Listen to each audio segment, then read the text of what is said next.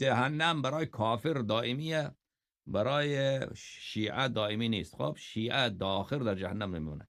شیعیانی که به خاطر کثرت گناه وارد جهنم میشوند بعد از مدتی، حالا اون زیاد باشه یا کم باشه، با شفاعت اهل بیت علیهم السلام از جهنم خارج میشوند. بله، به شرط این که شیعه از دنیا بره، به شرط این که اون شخص با ایمان از دنیا بره و وقت مردن شیطان از او ایمانش را ندزدد.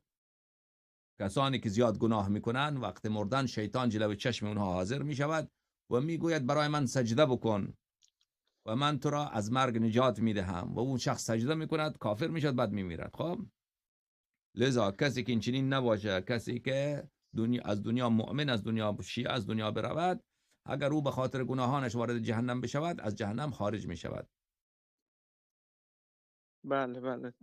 و بله. این در حساب میتونه در که مورد کسای دیگه ای که حالا در مثلا مخالفین که حالا محبت اهل بیت کمی دارن، اما اگر محبت کسی او کسای مخالف دیگر هم باشه دارن. اهل بیت علیهم السلام را، مثلا خدا را قبول داره، پیغمبر صلی الله علیه و سلم را قبول داره، امر امامت را نفهمیده، یعنی کسی براش توضیح نداده و این گفته که چون این مسئله را من متوجه نشدم، من این را به خدا واگذار میکنم، ما که متوجه نشدیم. اما نسبت به اهل بیت علیهم السلام دشمنی ندارد و نسبت به دشمنان اهل بیت علیهم السلام دوستی ندارد و بقیه اعمالش، نماز روزه اینا را میخواند. در حدیث داریم که خداوند متعال اینها را بهشت میبرد.